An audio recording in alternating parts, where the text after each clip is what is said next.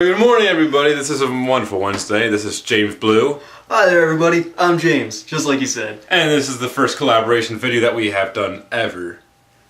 Set in history. Groundbreaking. It's fantastic. What are we talking about? Well, first off, I would like to talk about how incredibly embarrassing it is that I have to stand on a chair because of how damn tall this guy is. It's true. He's like got a foot and a half of chair underneath him. That's true. And now we're normal height.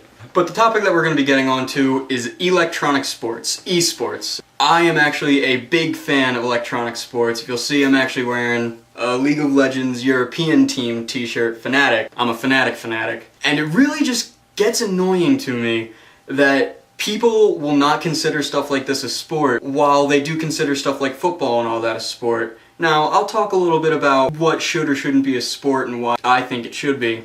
But just the principles behind why some people will judge me badly for it. Like, I would have paid the $35 to go and see the League of Legends World Championship between the Korean team SKT T1 and then the Royal Club Chinese team. That was $35 to get into the Staples Center and watch both teams play on a big screen, high definition, not a bad seat in the house. But then there are people who would pay $2,000 to cross the country and get nosebleed seats, worst seats that you could get to watch the Super Bowl. And that always just kind of baffled my mind. People would pay $2,000 to get bad seats, yet they think I'm crazy for wanting to pay $35 to go watch something I enjoy? I just really never understood that. What did you think about that? Well, I love sports, and I like to see a bunch of sweaty guys hitting each other, so that I can understand why you would love to see it so much. However, if you just spend that $2,000 on a giant-ass TV that has like 8K capabilities, and you sit at home and make your own hot sauce with your own wings, and you can enjoy it with your family and pee in your own bathroom, because those bathrooms, may they rest in peace. Never, ever. That's fun. A lot of fuckload of people. A lot of fuckload of people. I just used that. It's the 21st century. YouTube is cool. Wait.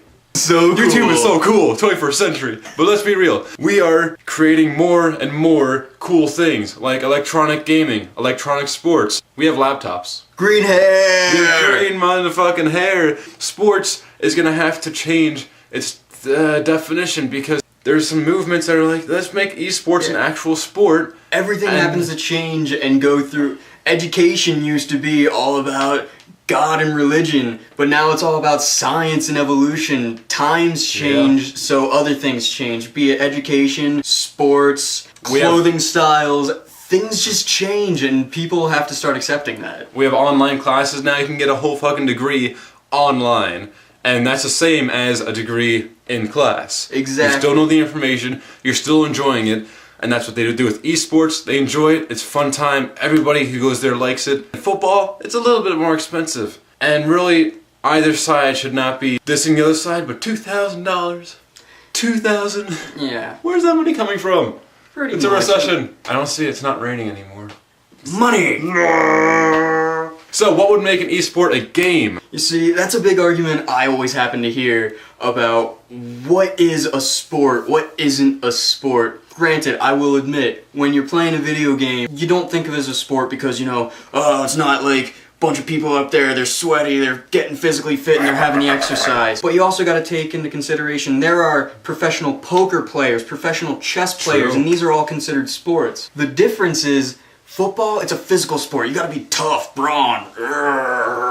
Rawr. But with those other sports, they're mental things. You gotta be able to plan, you gotta be able to strategize, you gotta have a plan coming into it, but also to be able to adapt, because you never know what your opponent's gonna do. It's a very mental thing. But also, you gotta worry about the reflexes, the ability to identify, like, oh no, the opponent's doing this, how am I gonna react? And to be able to react immediately. So I think the competitive nature of it and the amount of skill and training, not everybody is able to just play a professional video game at that skill level. It takes time, it takes talent, it takes practice. And that's why I think it's a sport. That's a pretty convincing argument. It also takes a lot of Mountain Dew and munchies. That is true. Stay beautiful, everyone. Keep it classy, and peace out. Bye-bye.